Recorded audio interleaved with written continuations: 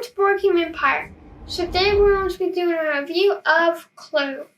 And this is the Clue, the Nightmare Before Christmas version, which I think it adds a little bit extra things that the original doesn't. I've never played the original. I mostly grew up overseas. We didn't have this. So, and pretty much I grew up till I was 18 overseas for the most part. So, but this is a really cool illustration. I love the illustration. I love the cartoon that it originated from. And I really like the mechanics of it. So we're just going to jump right into the review. So what did you think about the rules? I would give the rules a 5 out of 5. We have no questions. I'll give it 5 out of 5. Really simple rules. My wife already knew how to play it because she grew up with the original Clue. So she just needed to implement some of the new rules that this version had. So, but it has a really good rule book, well illustrated. So it tells you about intrigue cards, personality cards, 2-player team rules, and different things. So really good rule book, 5 out of 5. What did you think about the components? I would give the components 5 out of 5. I really like these characters. These are really nice. Yeah, they're metal. The metal things. These dice, the player seats, and the cards are pretty nice too. Yeah, pretty. And I like the board as well. So I'll give the components 4 out of 5. We had issues with putting in the little standees because the insides. I actually had to use a knife and cut it because it was damaged in them. Like this one right here, you can see it's a little damaged because it wasn't cut all the way in. And so the more we try to push it in, the more it would bend it no matter what. I try to slide it from the side. So finally, I just had to get a knife and cut a lot of them in the inside because it just wasn't able to be put in there. The card quality could be a little better. It is quite thin. But the board is nice and thick. Standard dice. These are not the miniature ones. These are just regular standard D6. These are really cool. These are actually metal, and they kind of remind me of the old Monopoly games.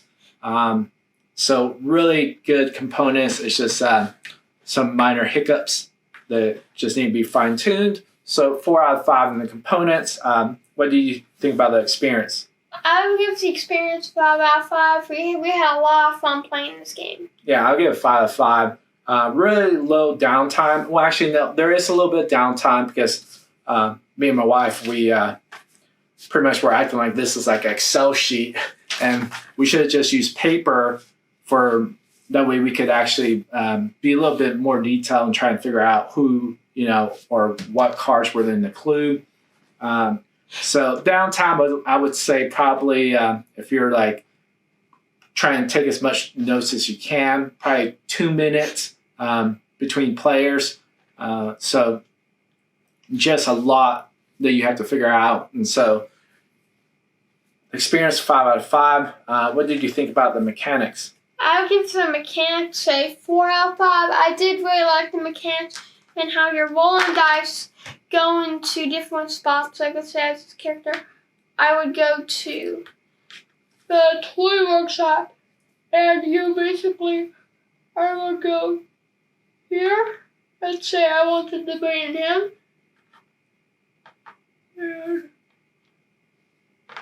So let me duck. So now basically he would have to prove me wrong that he has these two or the toy workshop. Yeah, so it's a pretty simple mechanics. I would give it 5 out of 5. I really like the mechanic aspect of this game. So pretty much what you do is you just, rolling dice. You're determined on where you want to go. And wherever you go, you could also pick one of the characters, put them there, or one of the presents, put them there, and then the location. And so you ask the person to the left of you pretty much, if it's, Jack, if you have Jack, what's this one?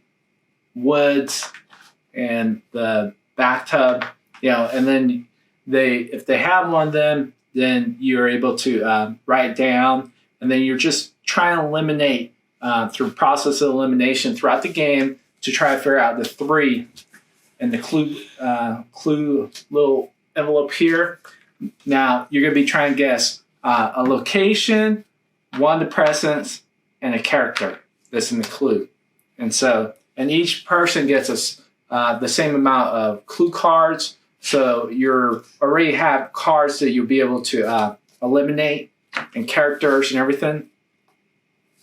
Now, what's different is that in trade cards, from what I was told by my wife, you're able to get, if you get 8, you pretty much are out of the game. Then if you could get cards that allow you to re-roll, and I think that's it. Move anywhere, make someone reveal a card, add 6 to your dice roll, take a sneak peek at another player's cards. And so just a lot in trade cards that you're able to do many different things. So really cool mechanics, very simple. Did you mention that? Yeah. Oh, and then if you roll on here where it has the question mark, you're able to get an intrigue card as well. So there's different ways you can get intrigue cards. Yeah, when you go to the fountain, basically what you do is you guess. So let's say I guess. Yeah, that's the end of the game. Let's say I guess there was this one. Let's say I guess zombie duck at Santa's house. So you would take the clue card and see if you got it right. Let's see if I got any of them right. So it's present. I got that one right, and it's the woods.